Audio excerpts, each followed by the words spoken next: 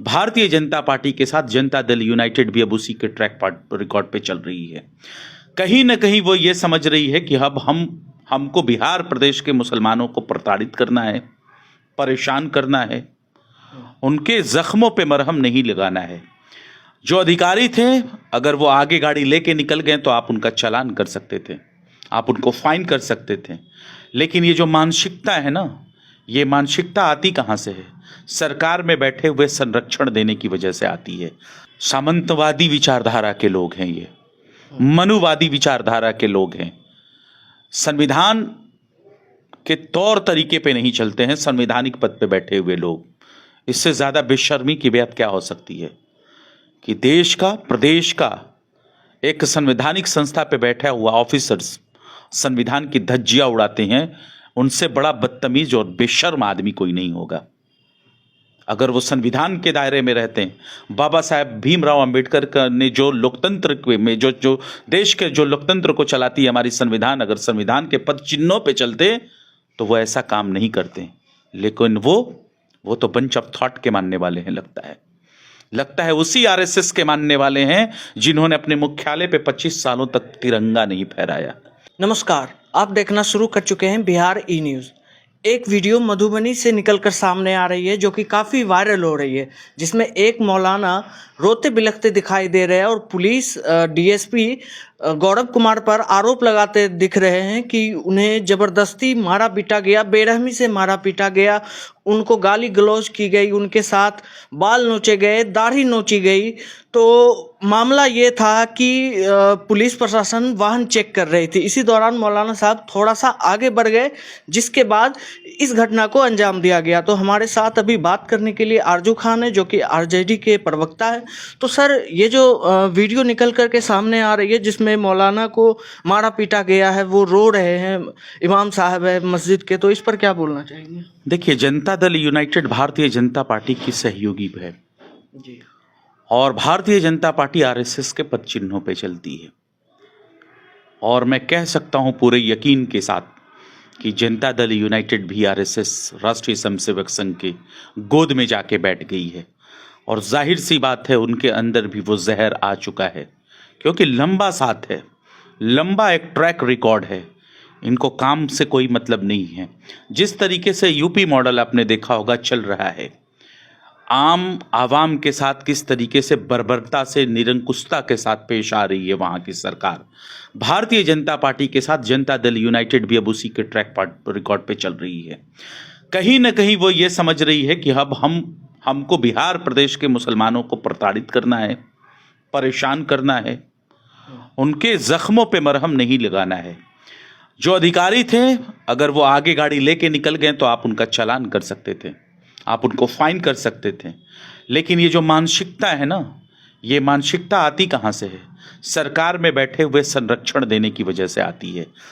सरकार में बैठे हुए लोग अब ऐसे ही नफरती चुनटुओं को, जो है, जो नफरती लोग हैं, उन लोगों को सपोर्ट करती है। और भारतीय जनता पार्टी के पद चिन्हों पे चल के ये डबल इंजन की सरकार, जो सत्ता में बैठी हुई सरकार है, जनता दल यूनाइटेड, वैसा काम कर रही है, मतलब जो कि एकदम गलत है, एकदम नहीं होना चाहिए। बिहार प्रदेश के क्या हिंदू, क्या मुसलमान, क्या दलित, क्या पिछड़ा, हम सबकी बात करते हैं। किसी के भी साथ ऐसी घटना नहीं होनी चाहिए। लेकिन ये होता क्या है कि किसी एक के निशाने पे एक मुस्लिम समुदाय रहता है, और जहां जहां भारतीय पार्टी की सरकार है वहां होता है। मतलब आप ये कहना चाह रहे हैं नीतीश कुमार पर एनडीए की हवा लग गई है, एनडीए का असर हो रहा है? बहुत दिनों से लग गया है। आपने वक्फ बोर्ड देखा, लल्लन सिंह जनता दल यूनाइटेड के सांसद, लेकिन जो उनका बोलने का तरीका था वो जहरीले बोलते, वो आरएसएस के बोलते, वो भारतीय पार्टी के बोलते। वो कहीं से नहीं लग रहा था कि जनता दल यूनाइटेड के लोग इस तरीके का भाषा बोलते हैं। लेकिन आपने देखा बोल रहे हैं। देवेश चंद्र ठाकुर को आपने देखा मुसलमानों को गाली देते हुए। आपने खुद देखा कि एक नेता ने कहा कि मुसलमान हमको वोट कहाँ देते हैं, जनता दल यूनाइटेड के नेता ने कहा। तो ये बोल बिगड़े क्यों? बिगड़ने के पीछे कौन है? एक वीडियो निकल करके सामने आ रहा है जिसमें तेजस्वी यादव वो पीड़ित मुस्लिम से शख्स से मिल रहे हैं, तो उस वीडियो में आश्वासन दिला रहे हैं और कार्रवाई की बात को कर रहे हैं कि एफआईआर की बात कर रहे हैं, तो क्या लगता है कि क्या बातें हुई होंगी? एकदम वो सारी चीजें जो है पब्लिक प्लेटफॉर्म पे है और राष्ट्रीय जनता दल उस पर काम कर रही है, हमारी जो टीम है उस पर काम कर रही है।